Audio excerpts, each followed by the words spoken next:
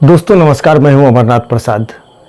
जो छात्र बिहार दरोगा परीक्षा देने जा रहे हैं उनको हम हिस्ट्री, साइंस और करंट अफेयर में सहयोग करेंगे। इसी क्रम में आज हम भारतीय इतिहास का वीडियो लेकर उपस्थित है। इतिहास में मेरी कोशिश रहेगी कि 1000 सवालों का प्रैक्टिस आप लोगों को कराया जाए। चलिए शुरू करते हैं, लेकिन इससे पहले कि आप जिस सवाल का आंसर जानते होंगे कमेंट बॉक्स में दीजिए, नहीं तो लिख के बताइएगा कि आपका सवाल कितना सही हुआ। और आज का जो सवाल है मॉडरेट लेवल का है, न इजी है न टफ है, लेकिन परीक्षा के दृष्टिकोण से काफ़ी महत्वपूर्ण है। वीडियो अगर अच्छा लगता है तो चैनल को सब्सक्राइब जरूर करें और दोस्तों के साथ शेयर करें ताकि ज़्यादा से ज़्यादा लोगों को फायदा पहुंच सके। चलिए शुरू करते हैं। पहला सवाल है, कलकत्ता किसने बसाया?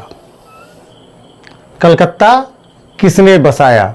उत्तर हो जाएगा जॉब चार्नक ने।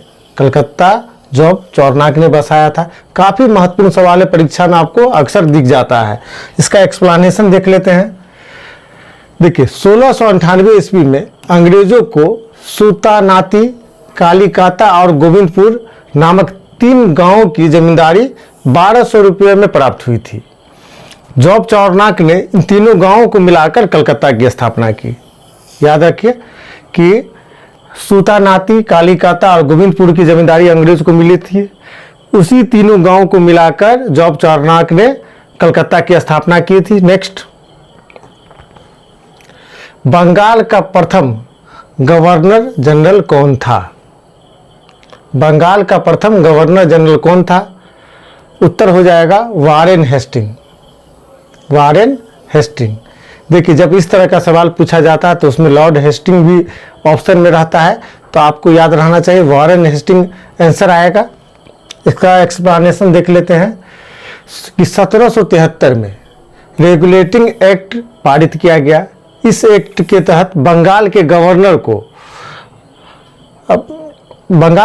वारेन हेस्टिंग को बंगाल का गवर्नर जनरल बनाया गया। तो इसमें एक सवाल और बनता है कि रेगुलेटिंग एक्ट कब पारित किया गया था? तो 1773 में। यह सवाल इस डेट पूछा जाता है। हिस्ट्री में बहुत कम डेट पूछा जाता है, लेकिन रेगुलेटिंग एक्ट वाला जो डेट है काफ़ी महत्वपूर्ण है, जान जाइए। अब वारेन हेस्टिंग बंगाल का प्रथम गवर्नर जनरल था, याद भी रखिएगा। नेक्स्ट, डलहौजी ने डॉक्ट्रिन ऑफ लैप्स को सर्वप्रथम कहाँ लागू किया था? डलहौजी की नीति थी डॉक्ट्रिन ऑफ लैप्स। यह सबसे पहले किस पे लागू हुआ था? उत्तर हो जाएगा सतारा पे। किस पे? सतारा पे। यह भी सवाल बहुत बार पूछा गया। सतारा पे लागू किया गया था। एक्सप्लेनेशन देख लेते हैं। डलहौजी के व्यापक सिद्धांत के अनुसार सर्वप्रथम 1848 में सतारा राज का विलय किया गया था। डॉक्ट्रिन ऑफ लैप्स, जिसको हम लोग व्यापक सिद्धांत भी कहते हैं, इसके अनुसार सबसे पहले अंग्रेजी साम्राज्य में सतारा का विलय किया गया था। नेक्स्ट, 1856 ईस्वी में लॉर्ड डलहौजी ने अवध को ब्रिटिश साम्राज्य में क्यों मिलाया? अवध को ब्रिटिश साम्राज्य में क्यों मिलाया? एक बात बता दी, सब अवध को 1856 में मिलाया था। यह भी डेट पूछता है, काफी महत्वपूर्ण है। क्यों मिलाया था? उत्तर हो जाएगा कुशासन के आरोप में। किसमें? कुशासन के आरोप में अवध को अंग्रेजी साम्राज्य में मिला लिया था। देखिए वहाँ एक टीम भेजी गई थी, दूसरी टीम, तीसरी टीम, 2-3 टीम भेजी गई थी, जिसने अपनी रिपोर्ट दी थी कि अवध में प्रशासन सही से नहीं चल रहा है, इसलिए अवध को 1856 में विलय कर लिया गया था। इसका एक्सप्लेनेशन देख लेते हैं। भी एक्सप्लेनेशन नहीं, आगे बढ़ते हैं। नेक्स्ट, भारतीय राष्ट्रीय आंदोलन के प्रख्यात नेता अबुल कलाम आजाद का जन्म कहाँ हुआ था? भारतीय राष्ट्रीय आंदोलन के प्रख्यात नेता अबुल कलाम आजाद का जन्म कहाँ हुआ था? उत्तर हो जाएगा मक्का में। कहाँ हुआ था? मक्का में। यह भी सवाल पूछा गया है बहुत सारा एग्जाम में। मक्का में हुआ था। एक्सप्लेनेशन देख लेते हैं। देखिए अबुल कलाम आजाद का जन्म 1888 ईस्वी में मक्का में हुआ था। ये भारतीय अरबी वंश के थे। इनके पूर्वज धर्म तत्व सूफी संत थे, इनके पूर्वज जो थे सूफी थे और इनका जन्म मक्का में हुआ था। नेक्स्ट, अखिल भारतीय हरिजन संघ, बहुत महत्वपूर्ण सवाल है। अखिल भारतीय हरिजन संघ की 1932 ईस्वी में किसने स्थापना की थी? अखिल भारतीय हरिजन संघ की 1932 ईस्वी में किसने स्थापना की थी? उत्तर दे सकते हैं अगर जानते हैं तो। उत्तर हो जाएगा महात्मा गांधी। किसने स्थापना की थी? महात्मा गांधी। हम लोग अक्सर क्या करते हैं इस सवाल का, अम्बेडकर जी आंसर मार देते हैं, जो गलत है। महात्मा गांधी ने स्थापित किया था। देखिए, महात्मा गांधी ने अपने कारावास की अवधि में यरवदा जेल में अखिल भारतीय अस्पृश्यता विरोधी संघ, all India anti untouchable league का गठन किया, जो बाद में हरिजन सेवक संघ के नाम से जाना गया। बाद में इसका नाम हरिजन सेवक संघ रख दिया गया। नेक्स्ट, महात्मा गांधी की आत्मकथा। महात्मा गांधी की आत्मकथा मूल रूप में किस भाषा में लिखी गई है? पहले जान लीजिए, आत्मकथा उसको कहते हैं जो व्यक्ति स्वयं के बारे में लिखता है, उसको कहा जाता है आत्मकथा।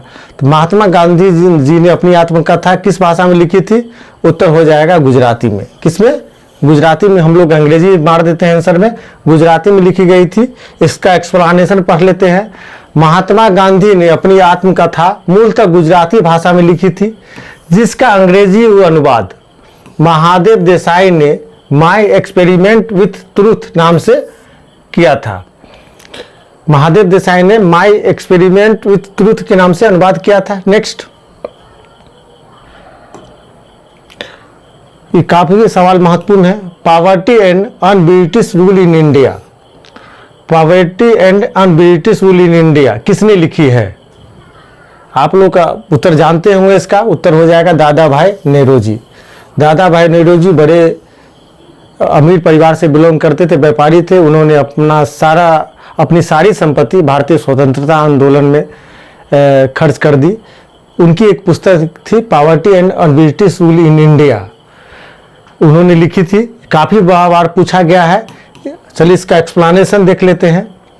दादा भाई नेहरू जी ने के द्वारा धन का निष्कासन का सिद्धांत इसी पुस्तक में दिया गया है। धन का निष्कासन का सिद्धांत दादा भाई नेहरू जी ने दिया था, इसी पुस्तक में दिया गया है। नेक्स्ट, रामकृष्ण मिशन की स्थापना 1896 ईस्वी में किसने की थी? रामकृष्ण मिशन की स्थापना 1896 में किसने की थी? उत्तर दे सकते हैं। उत्तर हो जाएगा विवेकानंद। किसने की थी?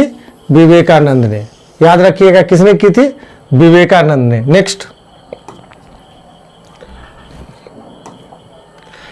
किसने बांग्ला में संवाद कौमुदी, बहुत महत्वपूर्ण सवाल है, किसने बांग्ला में संवाद कौमुदी और फारसी में मिरातुल अखबार प्रारंभ किया था? मिरातुल अखबार प्रारंभ किया था। किसने बांग्ला में संवाद कौमुदी और फारसी में मिरातुल अखबार प्रारंभ किया था? आप लोग जानते होंगे। इसका उत्तर हो जाएगा ये राजा राम मोहन राय ने। राजा राम मोहन राय ने, याद रखिएगा। इसका एक्सप्लेनेशन देख लेते हैं। राजा राम मोहन राय ने सती प्रथा का विरोध करने के लिए 1819 ईस्वी में संवाद कौमुदी का शुभारंभ किया। संवाद कौमुदी का शुभारंभ किया, याद रहेगा आप लोगों को। राजा राम मोहन राय ने सती प्रथा का विरोध करने के लिए 1819 ईस्वी में संवाद कौमुदी का शुभारंभ किया था। नेक्स्ट, सती प्रथा को कब आपराधिक मानव हत्या निर्धारित किया गया? सती प्रथा उसको कहते हैं जिसमें पति की मृत्यु के बाद उसके चिता के साथ पत्नी भी जल मरती थी, और पत्नी जीवित रहती थी लेकिन जल मरती थी। कुप्रथा भारत में फैला हुआ था, जिस पर अंग्रेजी सरकार ने प्रतिबंध लगा दिया। लेकिन किस एक्ट के अनुसार? तो वर्ष 1829 में, 1829 में एक्ट 17 के तहत इस पर प्रतिबंध लगा दिया गया था। व्याख्या देख लीजिए। 1829 ईस्वी में 17वें नियम के अनुसार विधवाओं को जीवित जलाना बंद कर दिया गया, और न्यायालयों को आज्ञा हुई कि वैसे मामलों में मानव हत्या के अनुसार मुकदमा चलाए और दोषियों को सजा दे। मतलब जो 1829 का नियम 17 था, उसके अनुसार सती प्रथा में जो लोग शामिल होंगे उसमें मानव हत्या का आरोप लगेगा। सती प्रथा प्रतिबंधित कर दिया गया, और शामिल तब भी हो जाता है तो मानव हत्या का आरोप लगेगा और उसका मुकदमा चलेगा। Next, servant of India society की स्थापना किसने की थी? सर्वेंट ऑफ इंडिया सोसाइटी की स्थापना किसने की थी? उत्तर हो जाएगा गोपाल कृष्ण गोखले ने। बहुत महत्वपूर्ण सवाल है, हजारों बार पूछा गया है। सर्वेंट ऑफ इंडिया सोसाइटी की स्थापना किसने की थी? उत्तर हो जाएगा गोपाल कृष्ण गोखले ने। इस सवाल को हिंदी में पूछ लिया जाता है कि भारत सेवक समाज की स्थापना किसने की थी? गोपाल कृष्ण गोखले ने। Next, servant of India society की स्थापना गोपाल कृष्ण गोखले ने 1905 में मुंबई में की थी। इस संस्था का मुख्य उद्देश्य मातृभूमि की सेवा के लिए भारतवासियों को तैयार करना था। मातृभूमि की सेवा के लिए भारतवासियों को तैयार करना था। Next, Indian war of independence 1857 नामक पुस्तक किसने लिखी थी? इंडियन वॉर ऑफ इंडिपेंडेंस 1857 नामक पुस्तक किसने लिखी थी? उत्तर हो जाएगा बी.डी. सावरकर। किसने लिखी थी? बी.डी. सावरकर ने। बहुत महत्वपूर्ण है। देखिए, भारतीय स्वतंत्रता संग्राम 1857 नामक पुस्तक के लेखक बी.डी. सावरकर थे। नेक्स्ट, 1909 के अधिनियम के समय भारत सचिव कौन था? 1909 के अधिनियम के समय भारत सचिव कौन था? तो 1909 के अधिनियम को हम लोग मार्ले मिंटो सुधार भी कहते हैं। तो उत्तर हो जाएगा मार्ले। मार्ले भारत सचिव था, जबकि मिंटो जो था वो वायसराय था। कौन था? वायसराय। वायसराय था। 1909 के अधिनियम के समय भारत का सचिव कौन था? तो लॉर्ड मार्ले था। और वायसराय कौन था? तो मिंटो था। कौन था? मिंटो। तो इसको 1909 के अधिनियम को हम लोग मार्ले मिंटो सुधार के नाम से भी जानते हैं। नेक्स्ट, निम्न में से किसने टीपू सुल्तान के साथ श्रीरंगपट्टनम की संधि संपादित की थी? यानी कौन ऐसा अंग्रेजी अधिकारी था जिसने टीपू सुल्तान के साथ श्रीरंगपट्टनम की संधि की थी? उत्तर हो जाएगा कॉर्नवालिस। याद रखिएगा, किसने? कॉर्नवालिस ने। कॉर्नवालिस ने श्रीरंगपट्टनम की संधि टीपू सुल्तान के साथ की थी। काफी महत्वपूर्ण सवाल है, बहुत बार परीक्षा में पूछा गया है। नेक्स्ट, देखिए, तृतीय आंग्ल मैसूर युद्ध 1790 से 92 के अंतर्गत कॉर्नवालिस तथा टीपू सुल्तान के बीच हुआ था। तो टीपू सुल्तान हार गया था, तो इसमें श्रीरंगपट्टनम की संधि की थी। नेक्स्ट, निम्न में से किसने 20वीं शताब्दी के प्रारंभ में the economic history of India प्रकाशित की? The economic history of India प्रकाशित की। उत्तर हो जाएगा डी, रमेश चंद्र दत्त ने। आरसी दत्त ने। रमेश चंद्र दत्त ने। अक्सर एग्जाम में आरसी दत्त लिखा रहेगा। रमेश चंद्र दत्त ने the economic history of India प्रकाशित की थी। रमेश चंद्र दत्त ने। देखिए, इस पुस्तक में है, रमेश चंद्र दत्त की पुस्तक the economic history of India को भारत के आर्थिक इतिहास पर पहली पुस्तक माना जाता है। The economic history of India को भारत के आर्थिक इतिहास पर पहली पुस्तक माना जाता है। नेक्स्ट, निम्न में से कौन लोकहितवादी के रूप में प्रसिद्ध था? काफी महत्वपूर्ण आंसर है, आप लोग जानते थे, इसका आंसर दे सकते हैं। निम्न में से कौन लोकहितवादी के रूप में प्रसिद्ध था? उत्तर हो जाएगा गोपाल हरि देशमुख। गोपाल हरि देशमुख को लोकहितवादी के नाम से जाना जाता है। नेक्स्ट, किस सत्याग्रह को आयोजित करने के उपलक्ष्य में वल्लभ भाई पटेल को सरदार की पदवी से विभूषित किया गया था? फिर से सवाल सुन लीजिए, किस सत्याग्रह को आयोजित करने के उपलक्ष्य में वल्लभ भाई पटेल को सरदार की पदवी से विभूषित किया गया था? उत्तर हो जाएगा डी, बरदौली सत्याग्रह। याद रख लीजिएगा, काफी महत्वपूर्ण सवाल है, बरदौली सत्याग्रह। नेक्स्ट,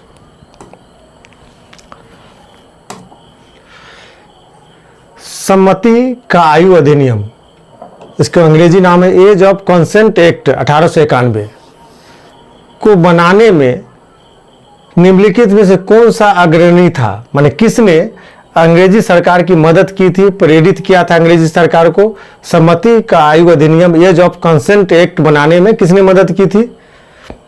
उत्तर हो जाएगा B.M. मालावारी ने।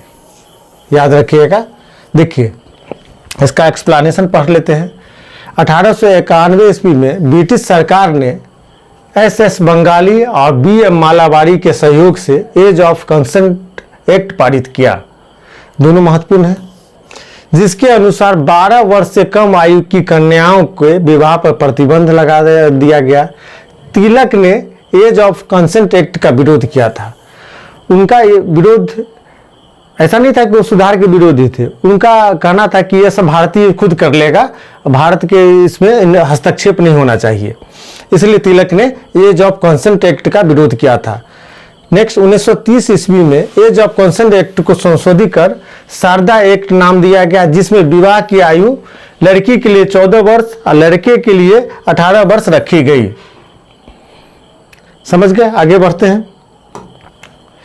निम्नलिखित में से कौन 1861 ईस्वी में स्थापित विधवा विवाह संघ का संस्थापक था? निम्नलिखित में से कौन 1861 ईस्वी में स्थापित विधवा विवाह संघ का संस्थापक था? उत्तर हो जाएगा डी.के. कर्वे। डी.के. कर्वे, याद रखिएगा, डी.के. कर्वे। इसका एक्सप्लेनेशन देख लेते हैं।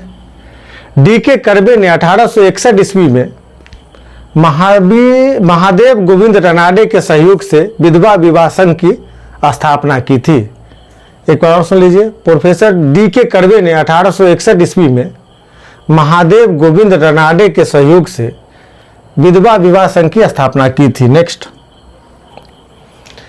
भारतीय राष्ट्रीय कांग्रेस के किस अधिवेशन में गांधी इरविन समझौता स्वीकृत हुआ था? भारतीय राष्ट्रीय कांग्रेस के किस अधिवेशन में गांधी इरविन समझौता स्वीकृत हुआ था? उत्तर हो जाएगा कराची अधिवेशन। कराची अधिवेशन में स्वीकृत हुआ था। जानते हैं कि यह अधिवेशन बहुत महत्वपूर्ण है।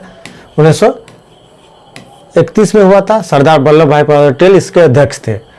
नेक्स्ट देखिए, तेज बहादुर सप्रू और एम.एस. जयकर के प्रयास से, तेज बहादुर सप्रू और एम.एस. जयकर के प्रयास से 1931 ईस्वी में गांधी इरविन के बीच समझौता हुआ, जिसे दिल्ली समझौता के नाम से भी जानते हैं।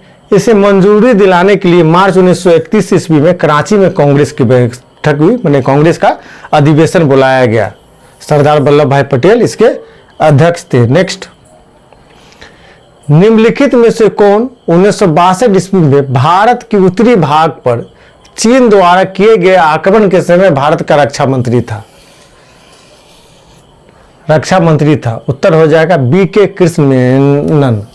बी.के. कृष्ण मेनन जो था रक्षा मंत्री था। इनकी आलोचना होती है बार बार कि इनके दूरदर्शिता के अभाव के कारण चीन आक्रमण कर पाया था। बी.के. कृष्ण मेनन रक्षा मंत्री था। उस समय प्रधानमंत्री जवाहरलाल नेहरू थे। 1962 ईस्वी में चीन द्वारा भारत के उत्तरी भाग पर आक्रमण के समय भारत के रक्षा मंत्री बी.के. कृष्ण मेनन थे, जबकि प्रधानमंत्री जवाहरलाल नेहरू थे। नेक्स्ट,